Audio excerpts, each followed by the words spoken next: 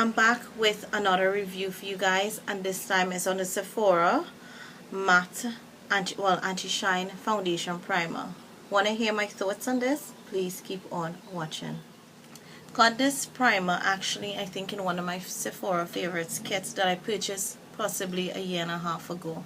Yes, that is how long I've had this particular primer for. So it's a sample size, and I will annotate the cost of this and link it to Sephora for you guys to check out. So I had, I think, the regular Sephora face primer, and I usually try to get them or the Smashbox in the kit, because to me this and the Smashbox primers work amazing on my skin. I have oily combo skin, large pores, and acne prone, so a little sensitive with all of that too.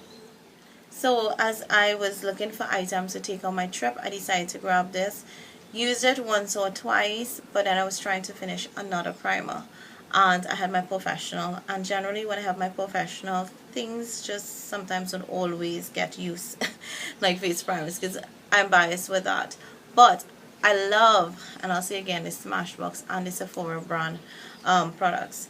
I find that Sephora has upped a lot of their makeup game, in that a lot of their brand products are very comparable to all the other products that they do sell in the store, and I tend to within lately I've been gravitating a lot towards some of their stuff.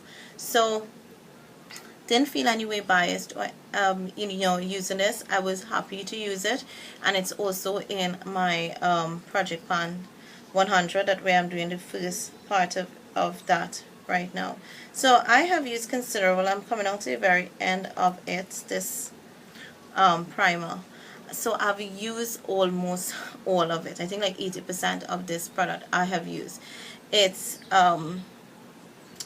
actually, it says non-comedogenic, paraben free, fragrance free, oil free.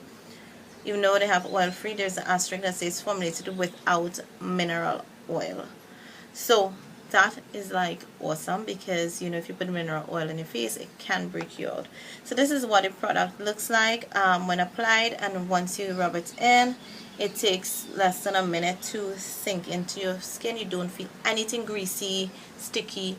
It just feels nice and cool. Apply it, and it's sinking, and it's already almost sunk into my hand and dry. So it can be applied very quickly as you apply a foundation. Before applying foundation, it's not going to take long to settle into your skin for you to continue, and I love that. I don't really have much time when I'm putting on makeup for work, or generally when I'm going anywhere, so this comes in handy. Now the main thing, is it an anti-shine primer? Actually it is. Now I do look a bit greasy, and that's because, and I did this all on purpose, I used a foundation that I knew was extremely oily on my skin, and that is the e.l.f. HD foundation.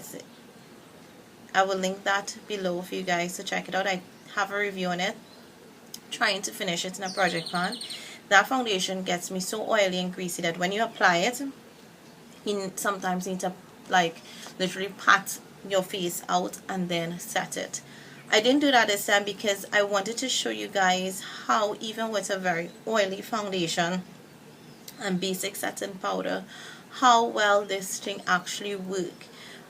Within lately, even my husband and my kids, they were like talking about how my makeup was looking really nice, and on my large pores, even though I'm really trying with a lot of skincare, everything is looking all put together.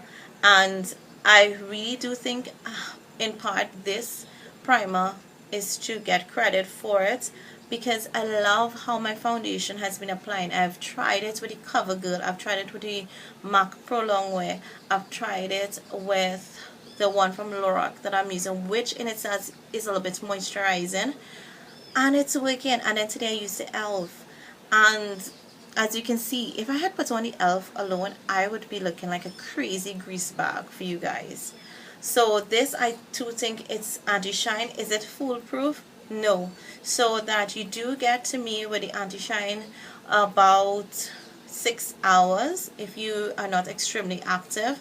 and I am in humid climate, so I was going from like AC room to the sunlight to wind blowing, that kind of stuff. And even when I was on vacation, I did use this primer in the cold. It did not dry out, helped dry out my skin. So I love it, and if I have to purchase a full size, I would purchase a full size of this. I would put out the money and get this. I really, really like it. Now I have a ton load of primers that I want to finish by 2015, so that this is going to take a back burner until, but I like this. And I think if you want a drugstore one that's comparable drugstore wise, I would say the Black Radiance is very similar to this. But this, I give it 2 thumbs up.